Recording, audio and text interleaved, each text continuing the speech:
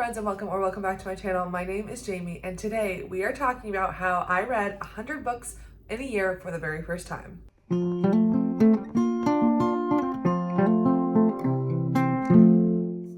Yes, I think if you are a reader, in the back of your mind, you always have that goal to read 100 books in a year. And I think, as long as I've been a reader, which has been my entire life, it's been something that I wanted to maybe do one day, but just didn't know how it would ever happen because in previous years, I'll tell you, I have never been close. I think in 2023, I read like 70 something books. I can't even remember how many I read, but certainly I was not close. So when I crossed that threshold this year, it was interesting. It was interesting because I expected it to be this like big momentous thing. Like, oh, I've finally done it. I have finally read 100 books in a year. Like I should be so happy. And to be fair, 100 books in the booktube world is just not that much. I mean, people are hitting, over 200, 250. And so 100 doesn't always sound like a big accomplishment, but of course it is. I mean, reading 20 books in a year is a really big accomplishment that frankly, most people don't do. So 100 is, it is a big deal, And if you want to be technical about about the 100, I did have a fair amount of manga, not like a lot, but like I had this entire, this Holic series right here, which was 7 books plus 4 smaller ones. Those all did count towards my 100 on Goodreads, of course. So I don't know, part of me doesn't really want to count those manga because they're so short, but the other part of me is like, well, it is a book and people do count manga, so whatever. Regardless of whether or not those manga count, I think that the point that I'm gonna make in this video still stands. I will be honest, I'm tired. I'm burnt out of I think maybe it's reading specifically. I think I've been doing a lot of videos for BookTube, and actually I did want to have one more video posted before Christmas, but I don't think I'm going to make it in time. I'm going to my family's house. I'm going to be traveling, and I just don't think I'm going to have time to make it. So this might be my final Bookmas video, which is completely fine because I didn't set a goal for myself of how many Bookmas videos I was going to get out. I didn't say how many I was going to do. I just did what I was capable of doing, and I feel like to have gotten as many out as I've gotten out, I'm really happy with that. So this is probably going to be the last one before Christmas. So when it comes to making videos, that hasn't been too hard, but what has been difficult is reading. And I don't remember feeling like this for such a prolonged period. I really started to feel this starting in November. And I did read a little bit in November, but I just have been struggling to want to pick up a book, which it does kind of make sense. I read a ton in October because I love Halloween and I love that season. And I was just really having fun with the community in that time. And then in November, I was just like, I did too much in October. I need to relax. And I just then still haven't quite gotten over that feeling, even though I've been trying. But for example, in December, I've only completed one book, which was The Safe Keep by Yael Vanderwooden. I really, really enjoyed it, but that's one that I read physically. That's the only one I've been able to get to. And then I'm currently listening to Strange Sally Diamond on audio, and I'm I think 40% of the way through, and I'm not really loving it, but I do want to push on, but I'm not really loving it. And then I had a big goal that I was going to read Private Rights by Julia Armfield, and I literally just haven't been able to pick it up. It's nothing to do with the book because I haven't even gotten that far. I'm not even 30 pages into it, but I just have not been wanting to pick it up, even though this was one of my most highly anticipated books of 2024. So I just think I'm burnt out of reading right now. I think I just need I don't know, I need a break. But all of this is to talk about what I want to talk about with this 100 book thing. So like I said, I was expecting to be really oh my God, I've done it. I've hit 100 books. And I don't think that was really the feeling that I had. The feeling that I had primarily was, wow, I read 100 books and I felt like I had hardly any 5 stars this year. in fact, I think this is maybe the lowest amount of 5 stars I've ever had in a year. And yet I read more books than ever. So it's like, what is going on here? Like, is my enjoyment with reading just going down? Or are the books I'm reading not as good? I mean, I did read a lot of new releases this year, and some of them were very good, but some of them weren't. Like, what's going on here? And really, I think that it's hard to be on BookTube and tell yourself like, oh, I'm not going to keep up with the new releases, and I'm not going to read what everyone's talking about, and things like that. I think it's hard to do that in reality. And I know that there is parts of BookTube that do that they do just read whatever they want and they have a great time. And I just think that it's so easy to get caught up in the new releases and like just keeping up reading as much as you can. But I think that this year I found that it didn't make me a more successful reader as far as finding books that I love. I have, of course, definitely read some books that were really, really good this year. Although I don't know that a ton of them were new releases. Some of them definitely were, but I think not as many as I would have liked. But I think what I'm just realizing is that the pace at which I was reading books, it's awesome to get through books, but there's always going to be more books. I can read, as fast as possible. I can read as fast as I'm physically able to. Listen to books. I already listen to books at over 2 times speed, which some people would argue is really crazy. And I completely get that. But I can just do it now. And now reading a book at 1 time speed, it doesn't even sound right. It sounds wrong. But like, that's how I've been able to get through so many books, is because I've been like upping my audio speed, and my physical reading, like my regular reading pace hasn't really changed, I don't think, but it's just, I'm not tempted to pick up longer or more difficult books all the time because it takes a long time to read them. And that's just like, oh, well, then I get to the end of my month and I've only read like 2 books. But that's not the right mindset. That's not the right mindset if I want to be successful in my reading. And like, there are books that I'm sure I would love that I've put off because they're long and I don't, want to spend the entire month reading them. But it's like, why not? If you think you're going to like that book, if that book is going to be amazing, that should be what I'm reading, not a bunch of smaller books that I can barely even give 3 stars. Like, that's just a waste of time at the end of the day. So I don't think I'm ever going to have the goal to read 100 books again. And every single year I put my Goodreads goal at 50 books. And in the past several years, I have blown that goal out of the water. Like, I think I've hit over 50 since before I even started that goal. But I think that like, I need to slow down my reading. And I feel like I have heard this sentiment in other places. But I really think, I guess I won't say that I need to slow down the reading. I think that's not right. I think it's more, I need to be more okay with reading fewer books and focusing my attention on the books that I think really are going to make me happy. Which is not to say that I haven't been doing that this year. It's just that I've been really caught up in new releases. And that's the thing, is like with something like my recent release reviews, that's why I wanted to read this book so soon, is because I wanted to get a recent release review of it.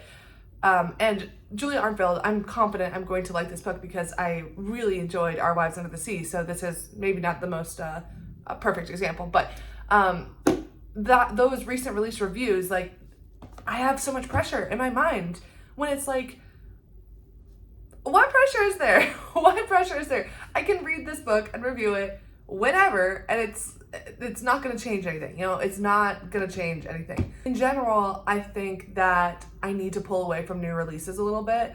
It's easy to get hyped up. When it comes to new releases, I need to focus on authors that I am already familiar with and I know that I'm successful with them. I don't need to be jumping on a new release just because it's hyped, because to me it's not really yielding the best results. Now, if there are books, like say this year I followed pretty closely the Booker Prize and all of the creators that are doing such amazing work for that prize, like those releases, I need to be listening to those people that I align with in my reading taste, and then the books that they say I should go for, like that's where I should like focus my energy. I shouldn't be just going after books that just like every random person is saying is amazing and hyped. Like I need to be focusing my attention on reviewers that I align with to kind of like more accurately hit the books that I'm going to enjoy. Like for example, The Safe Keep, like I mentioned, was a Booker book, and a lot of people in the Booker community, a lot of people that read literary fiction, and you know, this community, everyone was saying The Safe Keep was really good. I picked it up. The Safe Keep was really good. I really liked it. So it's like, because I was focusing getting my reviews from people who align with my reading taste, that was a successful book. And that's what I need to be doing more when it comes to new releases. It's not to say that, you know, people are wrong about books. It's just I need to be more particular when it comes to my taste, as I know my reading taste pretty well. And there's a lot of times when I'm like, I don't think I'm gonna like this book. It gets really hyped, everyone's talking about it. I pick it up, and then it's like, well, I don't have as good of a time because I knew I probably wasn't gonna like it, and I didn't. So now, sorry, I'm kind of getting into two separate conversations, but focusing back on the quantity thing. I don't know. I mean, maybe it is just this time of year. I've also been seeing people release their like best of 2024 and like all the books they've read in 2024 lists earlier. Like I feel like in previous years, I haven't seen those lists go out until like the very last days of December. So I don't know if like everyone is just like, yeah, we need a couple weeks where we don't have any pressure to read anything else. And if we get to anything else, that's great. If not, that's fine too, which I think is amazing. But that being said, like the reason I haven't done that yet is because I still think I will read a couple books by the end of December. First of all, have to mention, When We Were Orphans by Kazuo Ishiguro, we are going to be doing this live show for the Backlist Book Club with me and Caitlin Bandy, who co-host that book club. And this is our November-December pick. We are going to be having our live show for this probably on Monday, December 20th. So, and I haven't even started this book yet, but I'm going to take this with me on my holidays, and it's not a long book. I'm going to have a lot of downtime. So this is going to be my absolute priority for reading this next week, because our live show is going to be likely on the 30th. And then I don't know if there's a world in which I get When We Were Orphans finished and I have even more time. I have 2 other books that I'm also bringing on my holiday trip.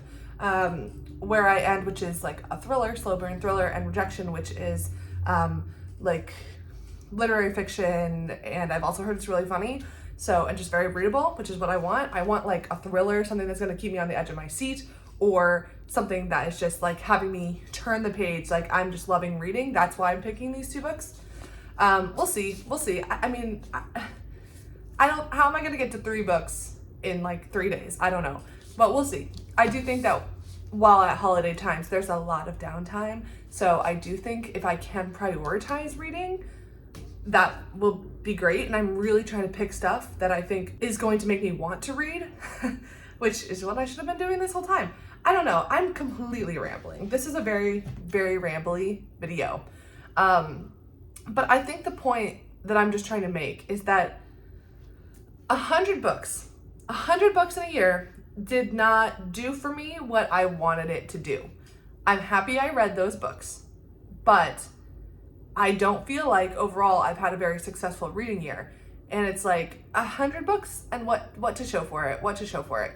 Obviously, there's a couple books I have really enjoyed, but I want to feel like the majority of what I'm reading is a win. And that's not easy to do. That's not easy to do by any stretch of the imagination.